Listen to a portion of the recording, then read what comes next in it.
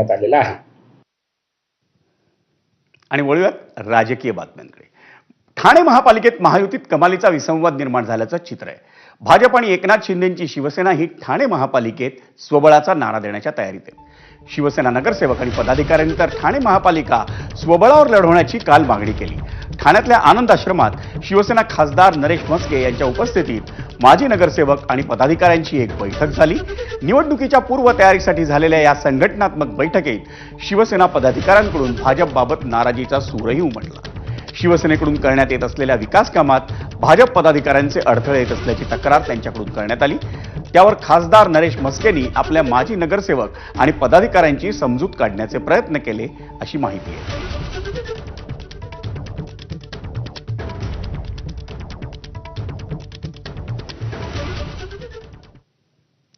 आणि शिंदेंच्या शिवसेनेच्या बैठकीत ठाणे महापालिकेची आगामी निवडणूक ही स्वबळावर लढवण्याची मागणी होत असताना भाजपच्या बैठकीतही स्वबळाची तयारी करण्यात येत असल्याची सूत्रांची माहिती आहे. ठाणे महापालिकेच्या 33 प्रभागांमधल्या संभाव्य उमेदवारांच्या चाचपणीसाठी भाजपकडून इच्छुकांच्या शिबिराचं आयोजन करण्यात आलं होतं. भाजपच्या इच्छुक उमेदवारांच्या या बैठकीत अब की बार 70 पार, महापौर भाजपचाच होणार असा नारा घुमला. तसंच अभी नहीं तो कभी नहीं, चप्पा चप्पा भाजपा अशीही घोषणा या बैठकीत देण्यात आली. आमदार संजय केळकर, आमदार निरंजन डावखरे, शहराध्यक्ष संदीप लेले यांच्या उपस्थितीत भाजपच्या इच्छुक उमेदवारांची ही कार्यशाळाच घेण्यात आली.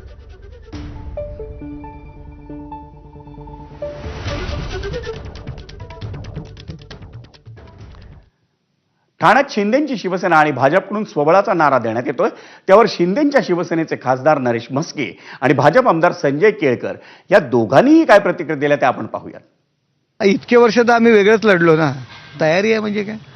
आज या ठिकाणी आज 80च्या 85 पर्यंत सिटिंग नगरसेवक जर आमच्याकडे आहेत तर समजा आमची युतीत लढण्याची तयारी आहे. आणि समजा जर युती झाली नाही तर आम्हाला लढावंच लागणार आहे ना. 85 सिटिंग नगरसेवक आमच्याकडे आज आहेत. त्यामुळे भाजपची पण तयारी आहे. शेवटी प्रमुख राजकीय पक्ष ते सुद्धा लढतील.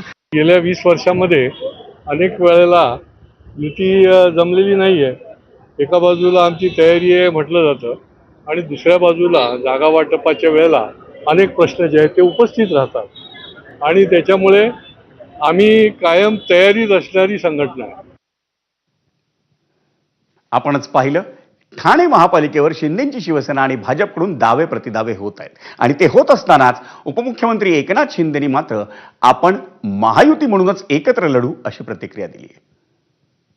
कार्यकर्त्यांना वाटत असतं की आपल्याला सगळ्यांना उमेदवारी मिळाली पाहिजे, सगळे निवडणुकीत सहभागी झाले पाहिजे.